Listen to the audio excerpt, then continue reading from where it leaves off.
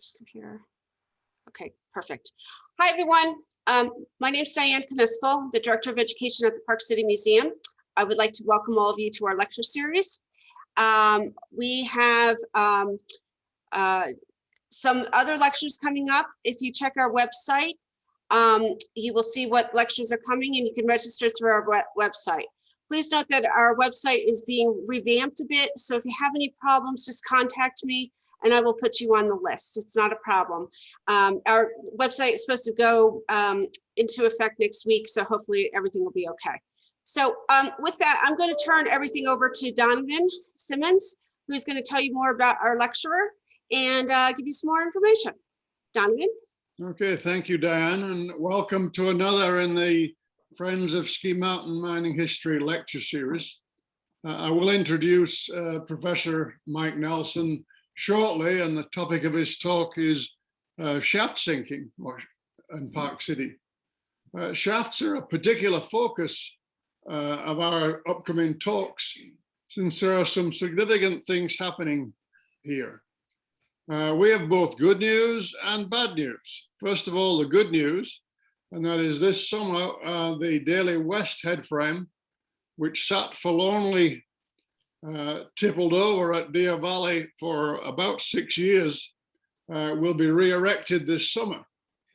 And our next Friends of Ski Mountain Mining History talk on the 5th of May, Cinco de Mayo, will be given by Brian Buck and Clark Martinez on the story of the collapse of the head frame. Now, the bad news, we've noticed some movement at two other shafts, the Thanes shaft and the Silver King shaft and head frames. Of more concern, we have noticed that there's actually a pronounced void below the Thanes head frame. This is developed, material appears to have been eroded and has blocked off the shaft. It's a significant concern, obviously, having a void below the head frame, particularly after what happened at Daly West. But we've received assistance from Rio Tinto, who have agreed to offer their services and equipment to perform a LiDAR survey of the void below. And I should just like to say that this was helped and instigated by our current speaker tonight, Mike Nelson, who one of his students was at Rio Tinto, and he made the introduction. And we're now in the summer, we're going to have Rio Tinto do a survey to determine what is the size of the void and what's going on down there. The last thing we want, and thank you, by the way, Mike, for your help in that. It was a big help. The last thing we want for either of these two shafts is to suffer the same fate that the Daly West shaft, where it tippled over. And it's going to cost quite a bit of money and time to fix this. And so I want to alert everyone that we'll be looking for significant funds. It's probably one of the largest projects, or two projects that were, if not the largest project we will have undertaken but it's important that we stabilize these historic structures. Which brings me back to Mike, Professor Nelson. He's a former chair of the Department of Mining Engineering at the University of Utah. And by the way, he still actively teaches there, as he just mentioned him a while ago. He had a class this morning. There's an extensive write-up in the Park Record about Mike and his history and his family, so I'm not going to duplicate that. But suffice to say that he and his family have close ties to mining, Park City, and incidentally music. Mike, I won't mention. It was mentioned. It wasn't mentioned in the article, but Mike actually himself is an accomplished pianist, and I talked to him a while ago, and he just finished giving some piano lessons to his one of his grandchildren. So he's continuing the music and mining and Park City history and trend. And Mike and the University of Utah Mining Department have been true friends of Ski Mountain Mining History, and we thank you. And with that, I'm going to hand it over to Mike, and he'll talk about Park City shafts. Well, thank you, Donovan. I appreciate those kind words. I'm going to share my screen.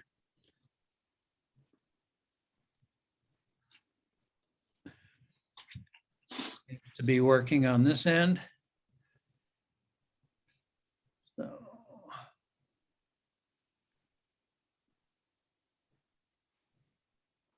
There we go. All right. So my name is Mike Nelson, as Donovan said. I'm getting pretty old now. I'll be 70 years old this year, but I feel 66. So I've worked in mining for a long time. I went to the University of Utah, worked for 20 years in the mining and minerals industries, and then I started teaching. And first taught at University of Alaska in Fairbanks, and I remember hearing my 9-year-old daughter talking to her little friend one day, and the friend said, "Has your dad always been a professor?" And my daughter answered with some thought, "No, before we moved here, he had a real job." So that gives her perception of professors, but I appreciate being able to give this talk. I'm really interested in mining technology and mining history, and preparing this gives me a chance to learn a lot more. So today we're going to be talking about mine shafts. We'll first talk about, how people started sinking shafts and how they did it over the years, and then we'll talk about some examples from Park City. On this slide, you see a cross section of a modern mine that's mining a nearly vertical vein or fissure, quite similar to what was done in Park City, only on a larger scale. But you'll see this mine started out with an open pit at the top, but it got too deep, and they couldn't keep taking the overburden off, so they started mining underground. And the first thing they did was sink a shaft. You can see that on the right there. And in mining, a shaft is an opening that goes from the surface to the underground that is either vertical or nearly vertical. Oftentimes, if you'll see someone who doesn't know mining, they'll write about going into a mine and they'll say, "And we went in the mine shaft, which opened in the side of the mountain and went in." What they went in was called a drift or an entry or an adit, but that's what we call a horizontal opening that you can see running off to the left of this shaft here. The shaft is always put out some distance away from the workings because it's expensive and it has to keep working for the life of the mine. So you can see that this shaft is quite a ways away, and then the miners develop entries or levels that go out so that they can extract the ore. Engineers like to think in terms of unit operations. We'll talk about that a little. And you might think of unit operations in making bread. First, you have to mix or measure the ingredients, then you mix them, then you load them in the oven and bake them, sorry, not break them. So we do the same with mining. We have 3 unit operations. The first one, so that we sound good for the rest of the university people, we call it fragmentation, but it's really just breaking the rock into smaller pieces. The second one, again, we give it a nice name of loading, but that's picking up the rock and putting it into a container so that you can do the third unit operation, which is hauling it, taking it somewhere so you can get the value out of it. This photo shows some ore cars loaded on the lower level of the Ontario mine. You can see R.C. Chambers there, the mine superintendent, and the loaded ore cars. They're getting ready to go on the hoist that will lift them up to the surface or up to the point where they'll be taken out of the mine. Those men had respectable mustaches in those days. I always like that. Shaft sinking started a long time ago. There's evidence of shaft sinking in Egyptian mines and Greek mines. You see a couple of reproductions of old drawings here. On the left, you see they're picking up rocks by hand, and the fellow kind of to the left of center has what they called a hod on his shoulder for carrying rocks. I remember bricklayers used to have hod carriers that would carry bricks up to the building. They use a conveyor now. But on the right, you see some other methods of breaking rock. And then in that Egyptian drawing, and then on the right photo, you see a reproduction of a Greek pot that shows miners working underground. And one of them is breaking rock with a hammer or a pick. You see him, and others are loading it in baskets. And this thing that's suspended there, the archaeologists speculate that was an urn with either water or maybe some more bracing drink that was lowered down for the workers. But this was in antiquity, and for many years, this is how shafts were developed. Breaking the rock either by hand or by building a fire against the rock face, letting it heat the rock face up, then throwing water on it so it would crack, and then hauling the ore manually to the surface, either just by human power or using a windlass. We'll see a windlass in one of the next photos. And eventually, these early miners started timbering their shafts, reinforcing the bare rock walls with wood. In the time of the Emperor Hadrian, they passed a law in the Roman Senate that all Roman mines had to have timbered shafts. This was because the slaves who worked in the mine were getting harder to find and more expensive. But there are existing shafts that have been excavated in Spain at El Centineo. They found a Roman mine shaft that was 11 fathoms or 660 feet deep. So that's a deep shaft to be developed by hand. Here you can see an old mine shaft. This is in Appalachia from early years there of coal mining, but you can see how they've put in timbers right from the top of the shaft going down. Getting the workers into the shaft in these days was a challenge. And you see here on the left, this is an illustration from a French book that was published in 1830, I believe, but it shows workers climbing out of the mine on kind of a ladder that's made out of a wood timber that's just cut. And you can see they've got candles they're carrying and they're barefoot. On the right, you see some workers being lowered into the mine on the bucket that's used to hoist the ore out. And you notice they're standing on the rim of the bucket, holding onto the chains. The little fellow on the right is called the bucket boy or the shaft boy. And he's holding onto a rope that's connected to a bell up on the top so that the person who's operating the hoist, the shaft boy will pull that cord as they get close to the bottom, and then the hoist operator will know, we hope, when to stop it. You can imagine a lot of hazards associated with this work, but that's how it was done. A lot of what we know about shaft sinking in antiquity comes from this handsome fellow on the left, Georgi Agricola in Latin, or in German, Georg Bauer, or in English, George Farmer, right? It's a good name. But Agricola did a lot of work documenting technology in his time, not just mining, but other things. But he wrote a book called De Re Metallica in, I believe, 1520 to 1530, that had lots of woodcuts in it, which are really interesting. You see a couple of woodcuts here. The one on the left shows shafts, they're exposed for illustration. You can see how they're timbered or cribbed all the way down with wood. And you also see the workers at the bottom. The German miners wore these little peaked hats, so they always looked like they were some of the seven dwarfs, but they weren't. And then you also see a ladder going down the shaft, and the shaft on the left. And then in the other shafts, you see windlasses operating at the top, where a worker would just turn the crank and wrap the rope around that cylinder, and that would raise and lower the bucket. On the right, you see a more sophisticated windlass that has room for two operators, and it has two buckets. You see on the right of the shaft opening, there's a loaded bucket coming to the top. And while that's been coming up, an empty bucket's been going down, which reduces the amount of actual work that the windlass operators have to do. This is a more sophisticated shaft lifting device. It uses a water wheel. You'll notice also that it's using chains because they lasted longer. The interesting thing about this is it shows the workings of a double water wheel. The vanes on this water wheel, if you look closely, you'll see that up on the top, the vanes on the left are sloped downward and the vanes on the right are sloped upward. So the shaft master could direct the flow of the water onto either side of this wheel and change the direction of the wheel. So the winding mechanism could work in either direction. If you have a chance to go to the Ramelsberg Mine and near Goslar in northern Germany, you can see a water wheel like this that was built in 1380 by the miners.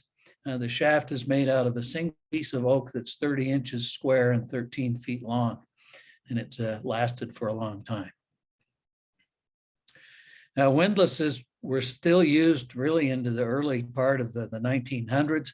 This shows some miners in Alaska raising placer gravel out of an underground placer mine. They would wash it and extract the gold.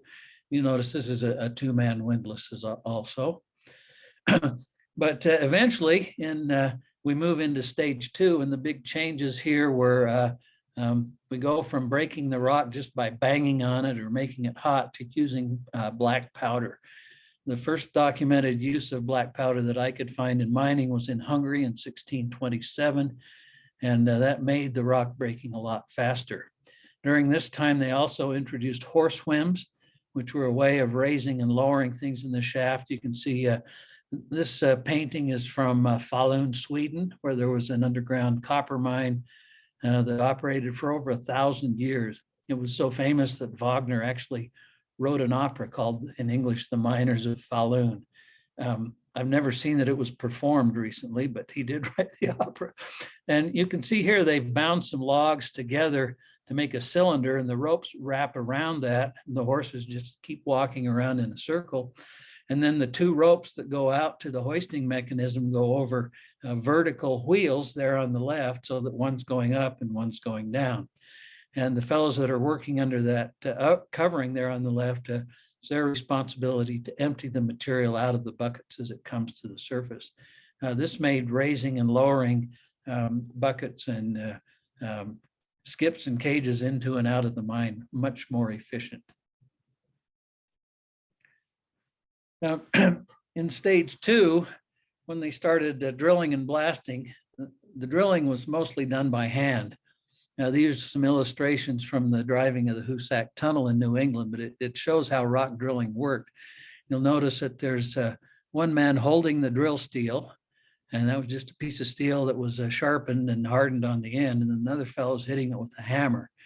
And the other guy on the right is maybe cleaning out the hole, and then the fellows on the right are loading the powder. And if you were loading black powder, you had to be really careful because a spark could set it off. There was a special range of wooden and copper tools that were made for loading holes with black powder.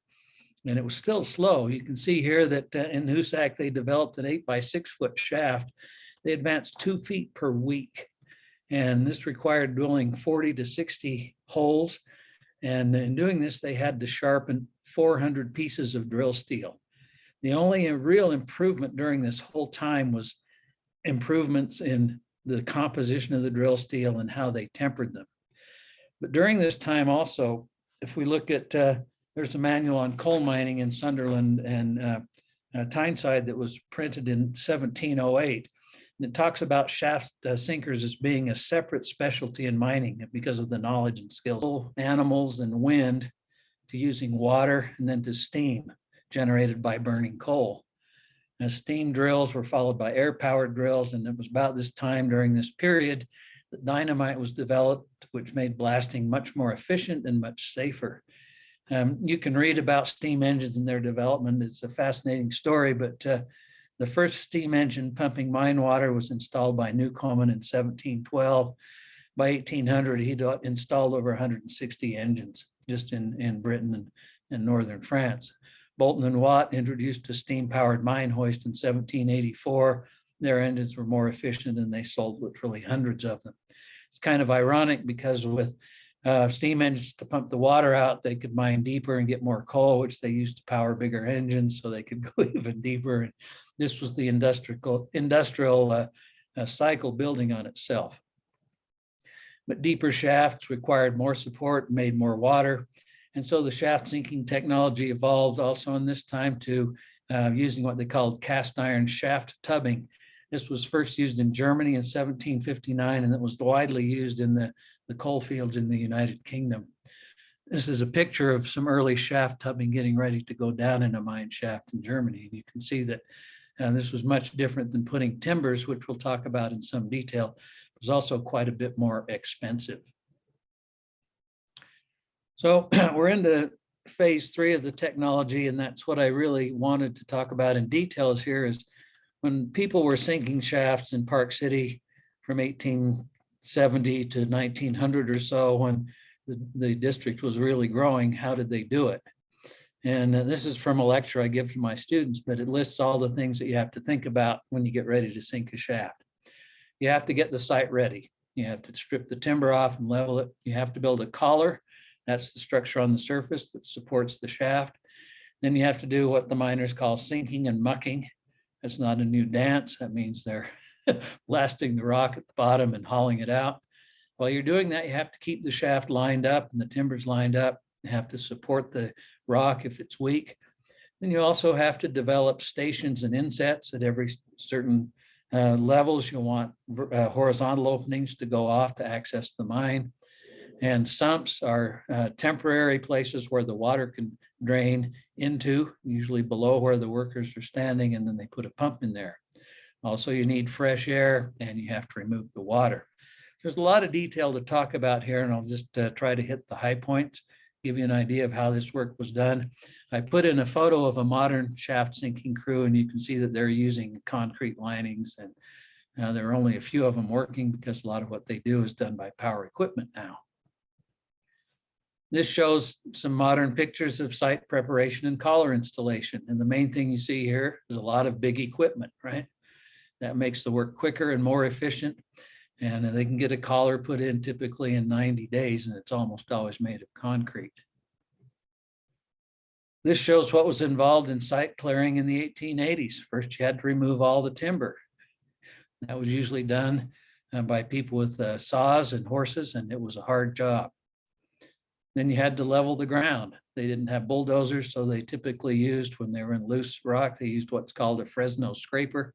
Some of you may be familiar with these, but with 2 horses and a Fresno Scraper, you could move a lot more dirt than you could with a shovel and a wheelbarrow.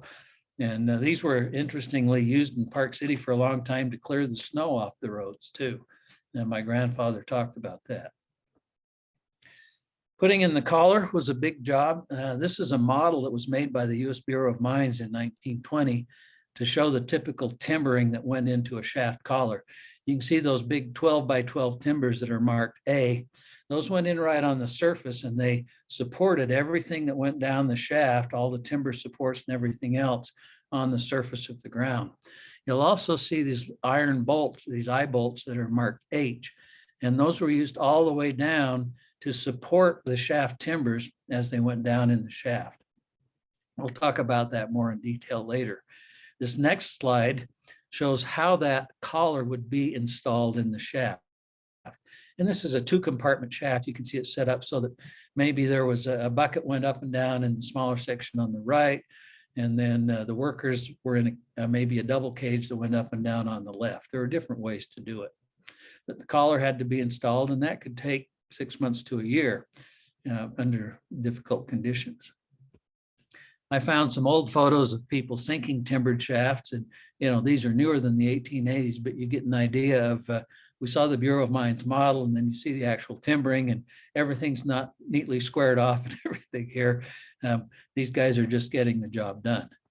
Here's another picture of a timbered shaft that's going down deeper. I also found an interesting photo of one of the first, or an early concrete collar. I think this is from about maybe the late 1940s, judging by the car in the background. But you can see things like, you'll notice from that concrete in the front, how it was formed up with 1x6s instead of with forms. And the concrete floor where some of the equipment's going to work, rest, is when it was poured, it was supported by those timbers that you can see underneath. So it was still much more manual job than the way that we do it now. Just to give you an idea of how these shafts would be laid out, Figure 1 is a fairly typical Park City shaft. It's a 5-compartment shaft, and there are 2 compartments that are 5 by 8.5 feet. They're for hoisting. They could be hoisting ore buckets, they could be hoisting ore cars on a skip, or they could be hoisting miners in and out of the mine in what they called cages. They were just really flat platforms that they stood on and had something to hold on to. Over at the end, there's a 4-foot compartment for pipe and a ladder. Every shaft had a ladder in it that went all the way up in case you had to evacuate the mine and there was no power. Now, when the Ontario shaft was down 2,000 feet, I don't know anyone who's ever climbed a 2,000-foot ladder, but I guess people did it. Shaft compartments still have to have ladders in them by federal regulation. But now, in addition to having a ladder, you have to have a work platform where a person can get off and rest and catch his or her breath every 30 feet. You see some more modern layouts on the bottom and on the right. These are concrete shafts. and elliptical and circular shafts became more common as the technology advanced. To talk about sinking and mucking, I found a photo of a loaded ore bucket going to the surface, and you'll see that everything again is not nice and neat. There's a lot of loose rock, and kind of up there near the top on the right, you can see a big round timber that's put in. That's called a blasting timber, and that's put in to protect the permanent timber structure in the shaft against the effects of the blast. It's going to be close there in a minute. It's another drawing by Buck O'Donnell called The Shaft Sinkers, and this is pretty true to life. If you look at the old photos from a lot of the Ontario mines, the men are wearing rain gear, right? Because it's so wet. And in the bottom of a shaft where there's a lot of water, it was always wet. You'll see that this miner is using a steam drill. The man on the left has a wrench in his hand. The steam drill is drilling in the floor, which is what they were blasting at this time because the shaft was going deeper. They've wedged a pipe in between the ribs of the shaft. You notice it's set on wooden blocks. And then it has that was called a two-legged tripod. You can see it in the middle there that supported the drill. And the helper is standing by. He's got a smaller drill that might be used for some other holes. And then you can see the bucket with drill steels and so on in it. On the right, I just included quickly some typical blasting patterns for blasting in the floor. Blasting a floor is difficult because the blasted muck has nowhere to go except up. So what they would typically do is drill a V-shaped set of holes, or maybe a four-sided pyramid. You can see those in the top that shows the cross sections of the drill holes, and they detonate that tapered section in the center first to blast out an area that would be thrown up onto the surface, and then the other holes would break toward that. Another interesting thing to notice is that the holes that are on the edges of the blast are always angled out a little bit. If you don't do that, then the shaft will tend to get smaller and smaller as you go down. So, and that's not good because pretty soon it's too small. This is a Buck O'Donnell drawing that shows powder men loading holes. They're loading holes in the face. He didn't have one of loading the holes in the shaft bottom, but gives you a good idea of what that's like. The loader is standing on a powder box, and those powder boxes were used for everything you can imagine in the mining towns. I've seen baby carriages and bookshelves made out of powder boxes. But man on the left is standing there, and he's pushing the sticks of dynamite in with a wooden pole just to make sure they don't make any sparks. You'll also notice that he's not wearing a shirt. It's quite often very hot and humid in the bottom of these shafts, and a lot of the miners work without shirts. The guy that's kneeling down there on the right is cutting a slit in each stick of dynamite before it's loaded in the hole so that it will be sure to be detonated. If you look closely, you can see carbide lamps. There's one hanging on the face there just to the right, to the miner's left who's loading the hole. You can also see the squiggly lines that are the fuses coming down from the holes. So they'd load these holes with dynamite, and by this time they had a safety fuse that burned at a given rate per foot. So they have a pretty good idea how much time they had to get out of the hole before the blast went off. A lot of the mucking out was done in buckets like this one. This is another drawing from the Bureau of Mines handbook, but most of these buckets were made in the mine blacksmith shop. All those rivets were put in by hand, and they were carefully designed over many years. This is a typical bucket from Cornwall in England. And the Cornish had special words for everything because they had their own language at one time. In Cornwall, this is called a kibble, right? So, and those were used very commonly. It was carefully designed so it would hoist in a stable manner, and they also had hooks on that you could hook a grabber into it so that when it got up to the surface, it could be dumped by using a pull rope or even a powered hoist. This shows a typical surface installation. You'll notice that the bucket comes up, and there are two buckets here, but one has been they've caught the hook on the back, and then they start lowering it down, and that tips it forward. So it's the what they call the chute mouth, and then it discharges into that ore car and can go to the mill. This is a drawing from the mining district out in Eureka, Utah, where there's a lot of underground mining as well. This shows a bigger dumping system. This is from a book called Practical Shaft Sinking, published in 1912. You can see an illustration of how it works there on the left, and a drawing. You'll notice it even shows the detail of the timbering in the shafts and coming up to the head frame that's lifting it.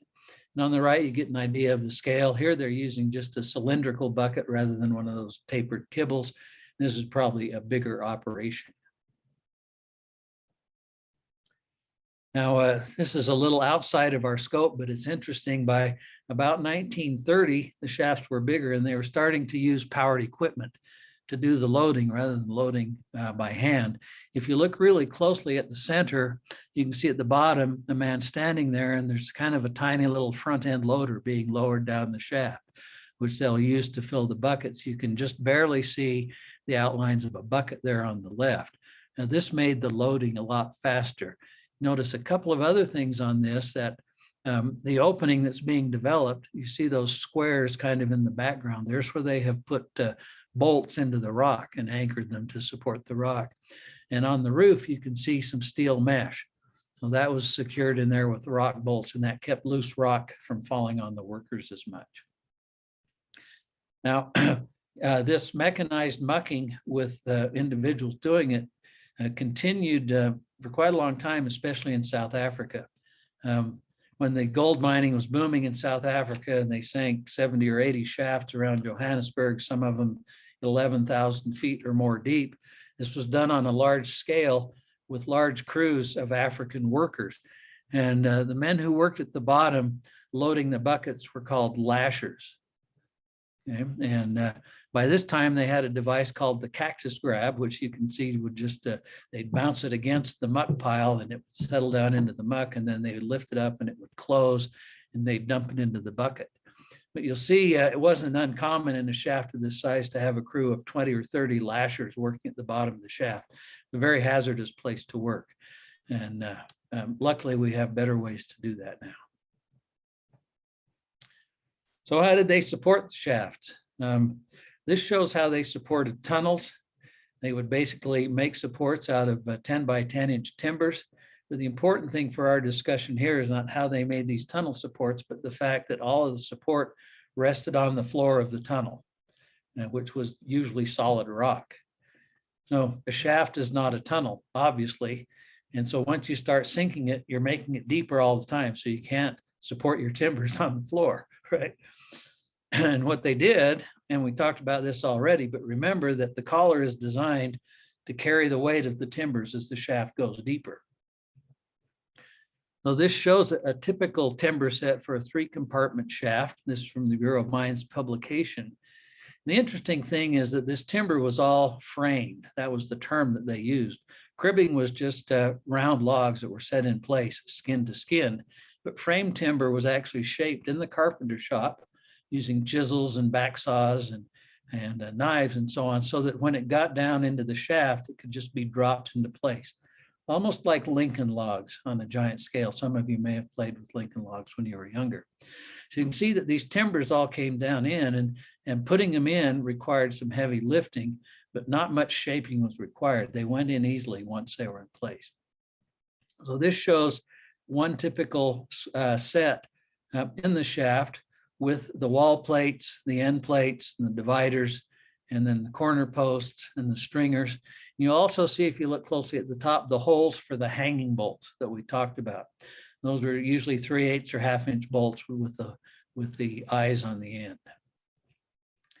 Now this drawing on the left shows a bunch of those timber sets assembled. There's a lot of detail here, but if you look closely, you can see how they all went together.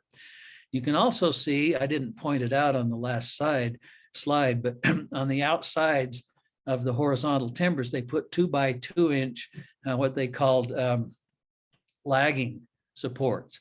And that meant that after those 10 by 10 inch timbers were in place, they could take, usually it was 2 by 10 or 2 by 12 planks lagging, and set those in on those supports to keep the loose rock from falling off the walls of the shaft. You'll also notice in the small compartment there on the right, to the back of the illustration, you can see the ladder. You can see the water pipe coming down, the big one, and the smaller air pipe. Probably that was for compressed air. You'll notice how those hanging bolts go between each pair of timber sets to keep supporting the shaft. On the right is a more detailed drawing of blasting timbers that were put in when they were blasting near the bottom of the shaft. It was really important that you didn't damage the timber that you taken so long to put in place. So they would put these in, bolt them in with a couple of bolts, and then they'd also put a chain around them just to make sure that protecting timber stayed in place. Now, if you're thinking that handling all these timbers, even though they were notched and easy to put in place, sounds like a lot of work, you're right. It was a lot of physical work. As the shaft got deeper, they wouldn't rely entirely on the collar for support. Every once in a while, they would do what they called cutting a hitch into the walls of the shaft. This might have been done by hand if the rock was soft with just some hammers and picks and chisels, but quite often the hitch was blasted into place. Then they'd put some bearing timbers in place. You can see an end view of that. So those bearing timbers would go across the narrow dimension of the shaft and out into the hitch on the rock to support it.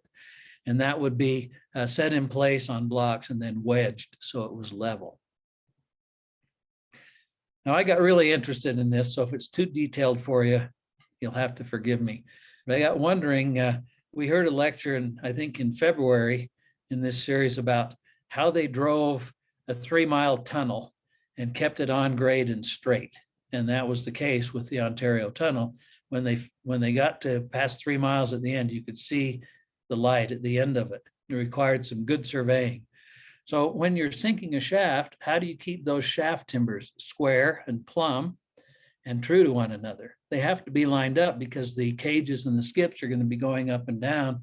And the cages where the workers and the ore cars ride on wooden guides that are almost like tracks. And if those guides aren't plumb or if they're not lined up, your hoist doesn't work. So here's how they did it. After a set's been placed, you have to line the timbers. First 2 blocks, 15/16 of an inch thick, 2 inches square, are placed on diagonal corners of the shaft set. And you can see that circled there around part A in the corner. They nail these in place.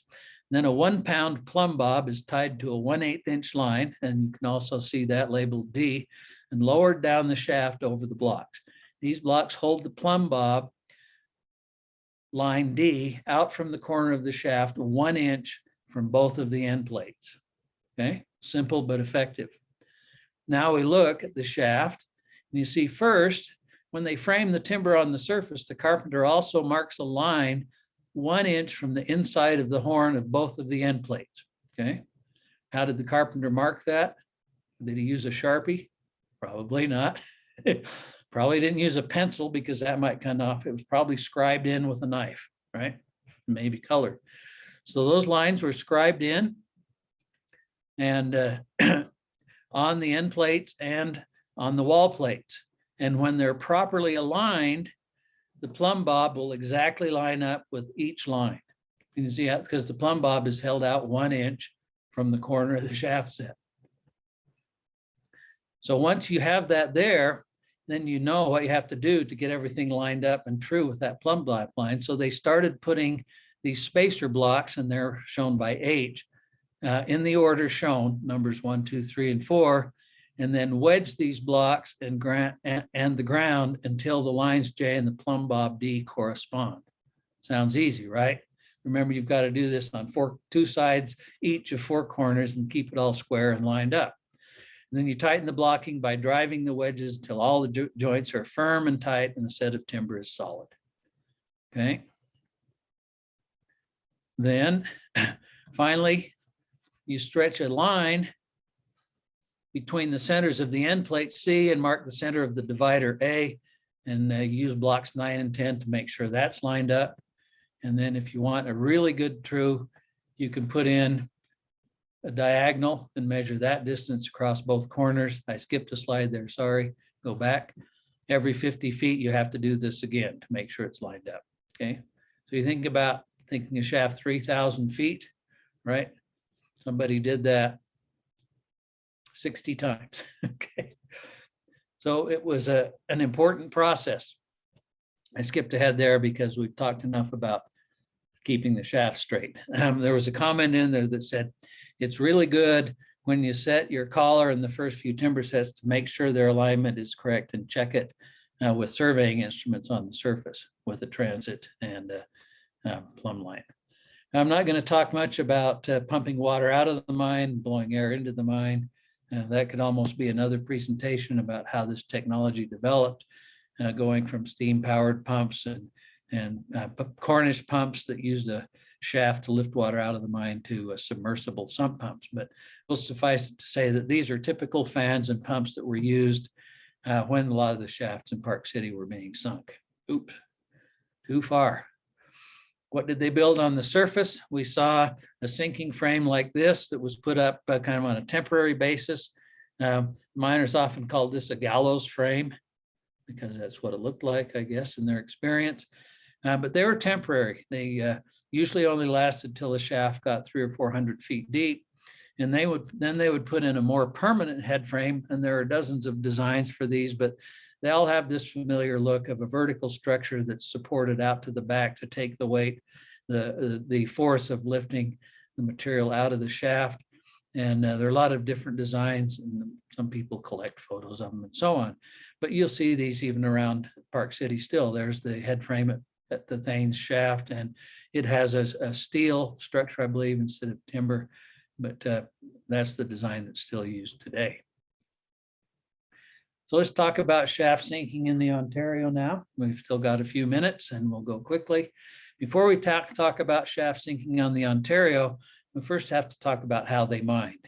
Again, this could be another 1 or 2 hour presentation.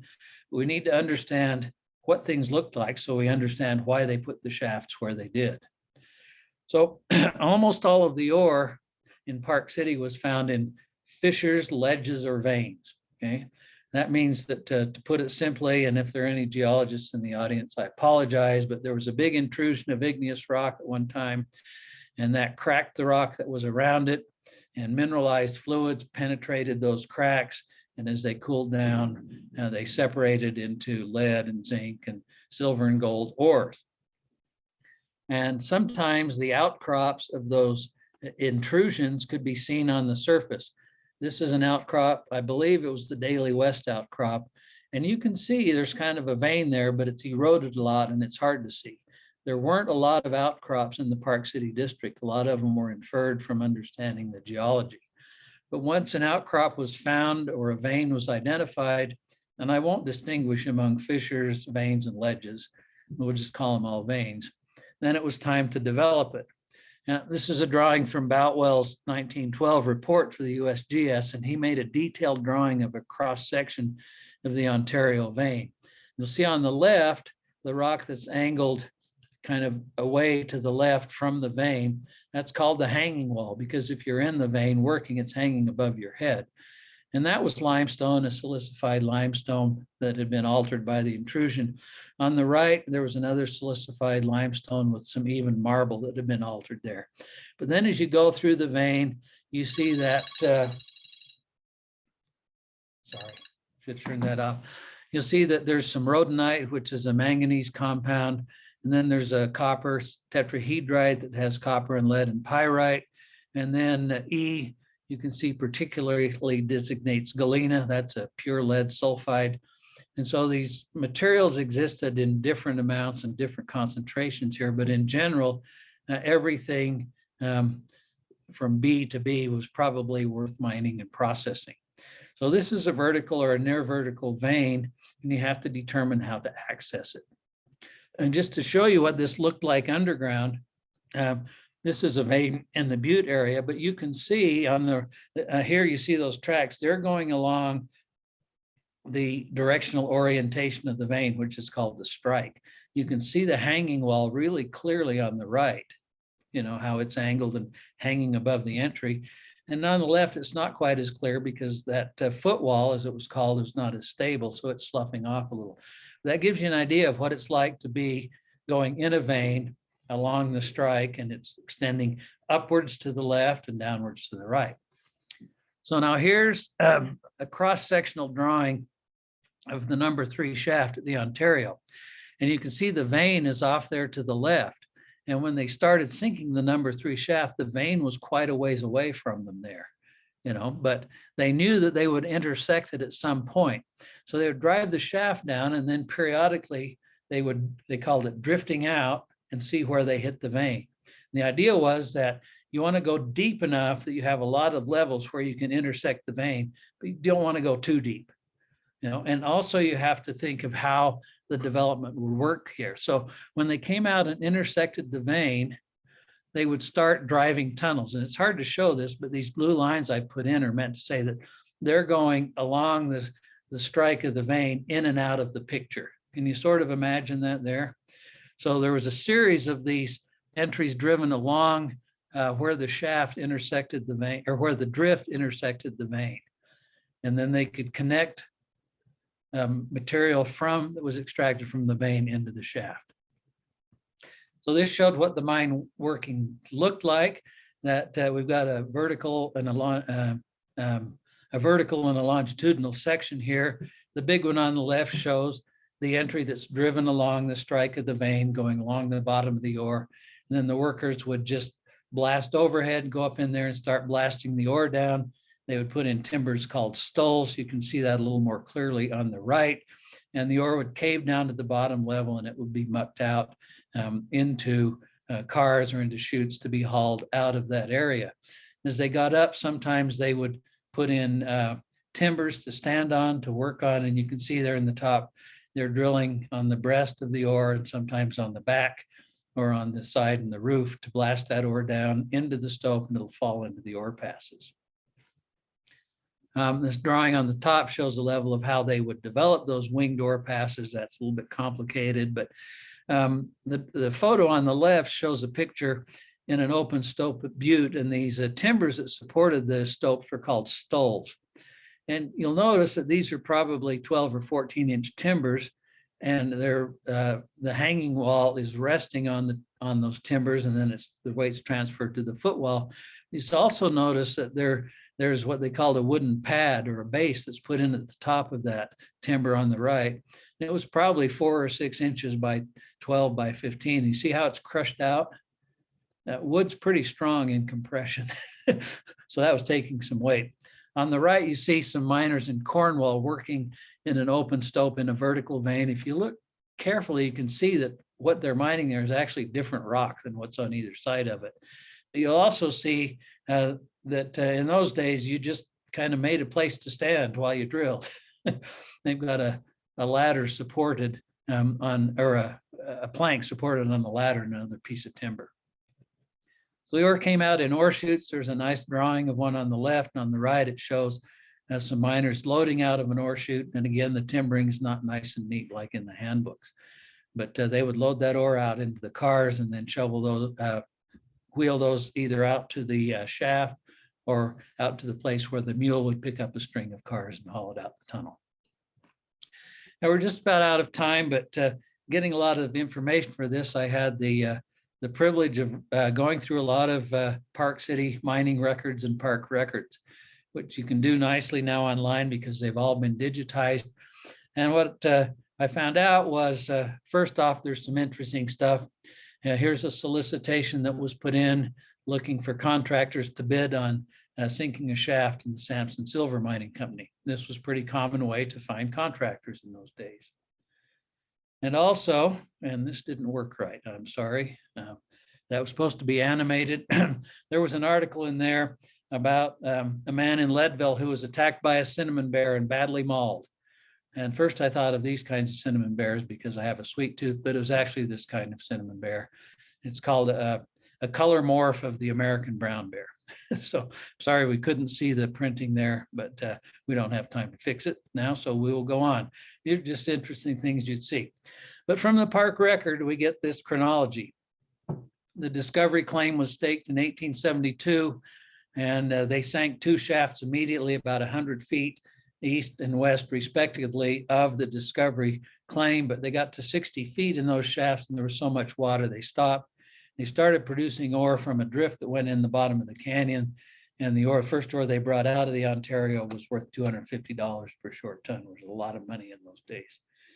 In 1874, they started shaft number 1, got down 400 feet by the end of the year. 500 feet, they hit a high-grade ore body that was eventually stoped out with $1 million worth of ore in that, probably by the 3rd year.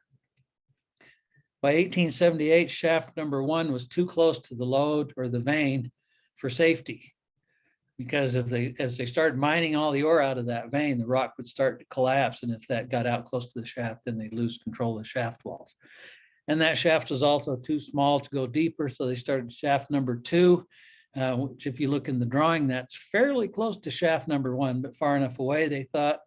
And they thought that would be, those 2 shafts would be adequate for mining the eastern side of the lode. It was sunk to 600 feet, and that was the level where the Cornish pump was installed. But in 1881, they started shaft number 3, and it was 1,000 feet to the west because they found out the ore body went a lot further to the west. And you can see after 2 years, they were down 1,000 feet. It cost them $500,000. And by 1903, shaft number 3 was down as deep as it got, 2,000 feet. The last 300 feet were in loose ground, and it was, from what I read, pretty difficult mining. So that's the story on the shafts at the Ontario.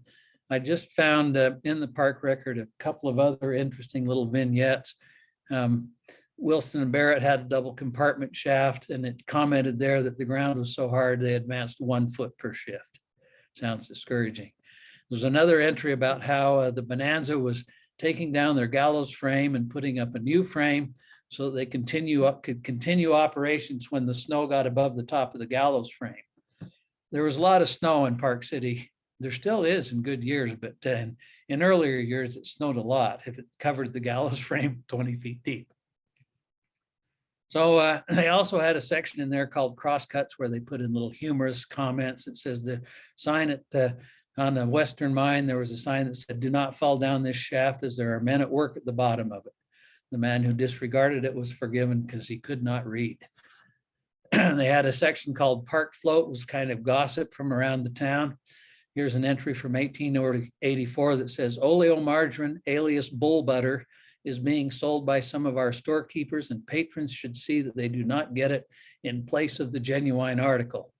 And this cartoon showed somebody's perception of good pure butter versus oleomargarine, I guess. Another entry said the Ontario company was taking advantage of the high water in the creek to wash away the dump. Okay. You see the dump there on the right around number 3 shaft.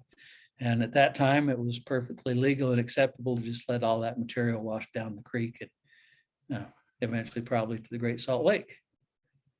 Here's an account of a fight between 2 timbermen sinking a shaft, and one of them stabbed his buddy with a candle holder. You'll see a miner's candle holder there. They had this sharp point on them so you could stick it in a timber or into a crack in the rock.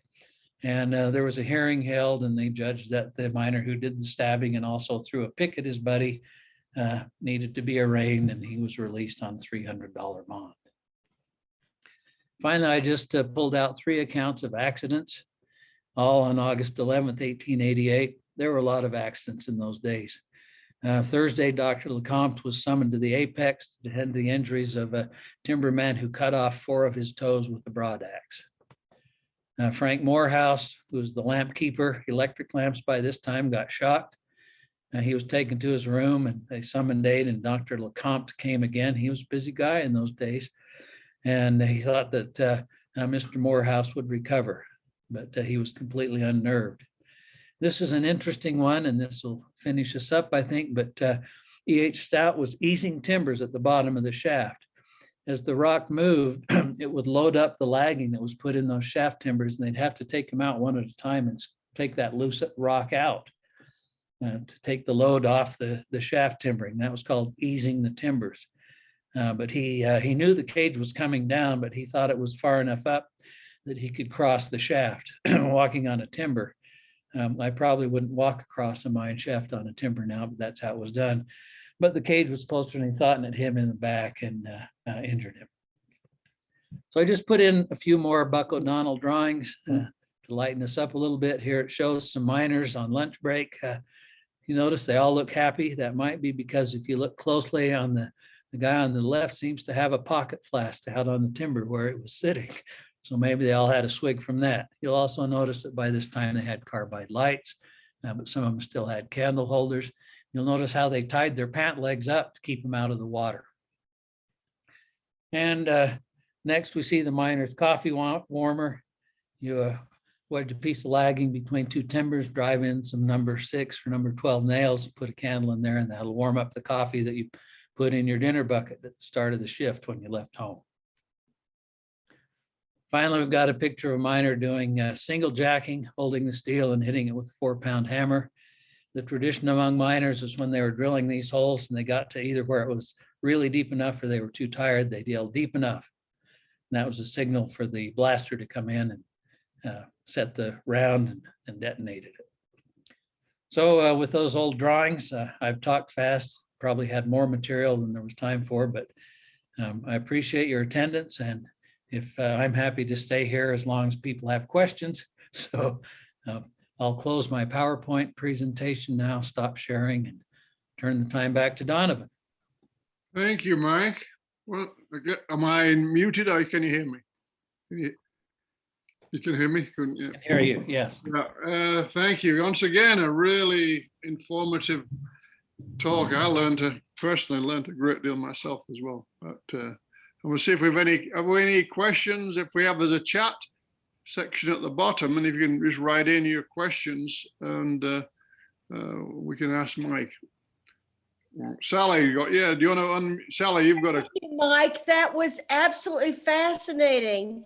With all my study and research, I've never quite understood how they kept timbering as they made the mine deeper and how they kept the timber stable. I'm fascinated. I want to bring you home for dinner. Well, I could be there in 45 minutes. Come on, I'll feed you. That's actually, fascinating. Yeah, it is really interesting. And you know, it's amazing to me what people can accomplish with what seems like primitive technology to us, right? But for them, you know, they're very sophisticated at it. So I suspect that what you said about the room underneath the concrete floor is what we're going to find at the Thames shaft when we do the LiDAR survey. yeah. That looks exactly like what we expect to find. And Clark Martinez is the one who said, I'll bet that's what's there. So anyway, you've given me a prescient idea of what we might find. Thank you so much. Well, thanks for your compliments. Mike, there's a lot of very good compliments. There's a question from Louis Dakis, I believe you pronounced that. Being new to the area, what is the location of the mines you were speaking about? And the Ontario mines were in Ontario Canyon.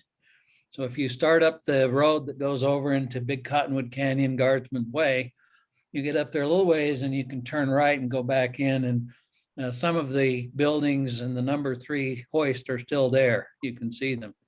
You're technically not supposed to go back there because it's private property. Okay. That's all the ones we have. There's lots and lots of excellent compliments, Mike. Get in touch with me and I'll take you on a hike. Yeah, I think we are organizing hikes this summer as well to take people up some of the canyons. And oh, great. Yeah. And just so you know, we offer it to members, but we will be taking hikes this summer. We are getting that organized now. So, excellent. Yeah. Okay. There's one more question. Is the Ontario still being mined for water? The Ontario produces a lot of water, and there's a lot of water that comes out of what they call the number 2 tunnel or the Keatley tunnel, and that discharges into Jordanelle Reservoir. If you're sneaky, you can get down there and see the discharge of that tunnel if the guard's not there. And I don't know the name of who owns that property anymore. It used to be United Park City Mines. Special Service District owns the water. They own the water, but it used to be that United Park City Mines maintained that tunnel, and I don't know who maintains it now. JSSD. Do they? Okay.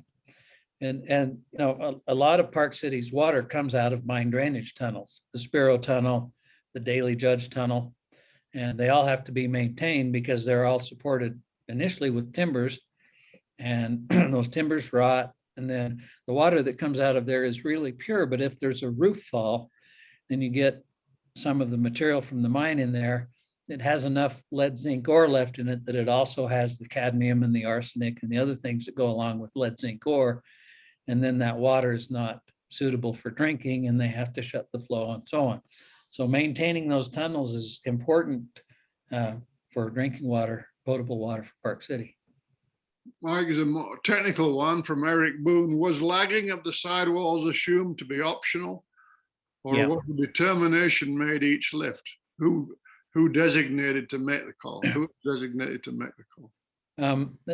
As far as I know, and a lot of this isn't documented, but it looks like the man they called the shifter, the shift boss made that choice. It would depend on the condition of the wall rock. That wall rock was competent and firm, they wouldn't lag it. But the way those timber sets were designed, if as the miners went up and down in the shaft, they look at the wall rock, and if it looked like it was starting to spall, they could go and install that lagging whenever they needed to. Okay. And that was the advantage of having the timber set out from the walls of the shaft. That allowed you, give you some space to put in lagging, and it gave you room to square up and plumb the set as well. Hey, Donovan, I have a comment here. Yeah. And that's a good segue to the comment that I have, Professor Nelson. Thank you for the most interesting talk. Sure. But the problem that we have with the remaining shafts that we have here in Park City, and that Donovan mentioned at the beginning of our session here today, is exactly that. And that is the wood sets and lagging that was installed in these shafts back in the day has not been maintained for decades now. Yeah. And the effect of snowmelt and water entering the shafts, weakens the wood, rots the wood, and then the strength of the timber sets and the lagging is compromised. And over time, the unconsolidated material near the surface, between the ground surface and the contact between the unconsolidated material and the bedrock, moves into the shaft as the timbers fail, and that's what collapses these head frames. And that's what we're dealing with at Friends of Ski Mountain Mining History, to try to address that inherent problem with the remaining shafts, so that we can address that and stabilize the head frame so we don't see any more collapses. Yeah. I'd appreciate it if there's anything you could mention about that. Well, we might take a look at in the days when there was a lot of coal being mined in Northern Europe and England and Scotland and Wales and France and Belgium and Germany and so on.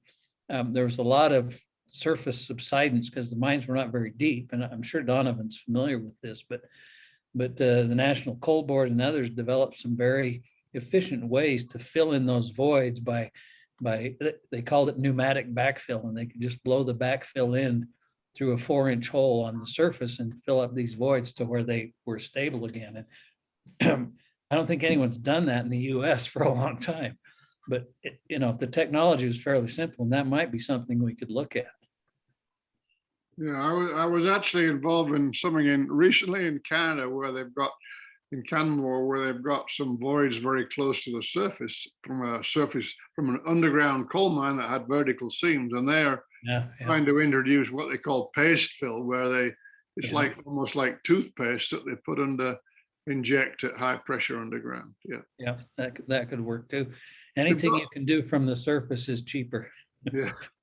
We've got two more. We're running out of time. We've got two more quick questions, and then we should finish. This is another one from Louis Dakis. He says, also, I took a tour of the Sudan mine in Minnesota, and they had a practice of pairing crews that didn't share language as a means to prevent unionization. Yeah. Did this happen in Park City? I'm not aware of that in Park City. It was an openly stated practice at Kennecott. And they avoided unionization there for a long time because, the various ethnicities hated each other worse than they hated the company, I guess you might say. But the unions came pretty early to Park City. And from my family, you know, I talked to my dad who graduated from Park City High School in 1946, you know, and he talks about all the different nationalities of people that were there in town. And he said, they all had names that we can't use anymore. You know, the only one, you know, he said there were the Bohunks, and I didn't know what a Bohunk was, you know, but I said, and we were in the library looking at pictures of Park City High School class. And I said, boy, there are people from all over the world here. He said, you know, how was it in the high school? Did the kids separate among their own kind? He said, no, we all got along. He says, because our dads all worked together. We all knew each other, you know, and there seemed to be a different environment there. It would be an interesting thing to research that. I don't know how you do it. You know, I'm not a social scientist, so. Well, may I say that Daly Avenue in the early days was called Bohunk Alley. Mhm. And we had Swedes Hall, and we had various affiliations based on ethnicity. Yeah. But generally speaking, Park City people pretty much stuck together. I got one last question, then from Annie Lewis Garda said, how did they know which way the vertical veins ran? Well, if the vein outcrop, they could see, you know, get an idea of that from the surface. And then a lot of it was based on an understanding of the geology and how those fractures occurred. If you have a chance, the study that Boutwell published from the U.S. Geological Survey in 1912 is frankly just amazing. He and his team spent 7 years in Park City, and they did the first topographic map, and they mapped all the mine workings. They have photos of all the fossils and all the rock types. You know, it's just amazing to think of doing that work, but they got quite a thorough understanding of how the veins and the ledges were established and which way they were running by looking at the geology and where the veins outcropped. And then as they sank these shafts, sometimes they'd sink a shaft and drift out to the vein and it wasn't there. You know, and I found some descriptions of that in the park record. But as they sank the shafts and they got out into the vein, they got a better idea of how it was developing. And if you look back to that drawing of the vein near the number 3 shaft, it had generally the same dip, but not consistently. And what they didn't know was how good the ore would be once they got out there. And sometimes they'd hit an ore chute that was so rich it would pay for 3 years worth of operations, and other times it would be marginal ore. So there was always some risk associated. And Jim Ivers talked about the fracturing of the ores. And he said they would be following something and all of a sudden it would fracture and slip and you couldn't find it anywhere. Yeah. Yeah. Well, Dalton just mentioned that the Boutwell book you talked about is available at the museum research library. So if people want to look at it, it's available there. It has wonderful fold-out maps. It is. I've got a copy of it. It's a wonderful book. Yeah.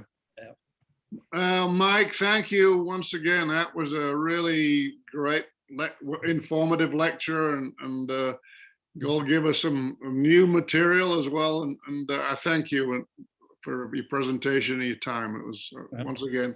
And look forward to your forthcoming lecture on mules, and after you've researched that a bit, I guess. I just want to mention in closing that we do the next lecture in the Friends of Ski Mountain series will be by Brian Buck on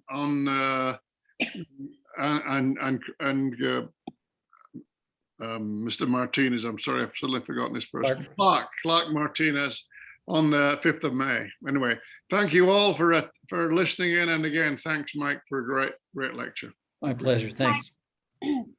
Have a good night, everyone. Thanks for participating. Right. Bye-bye, everyone. Bye.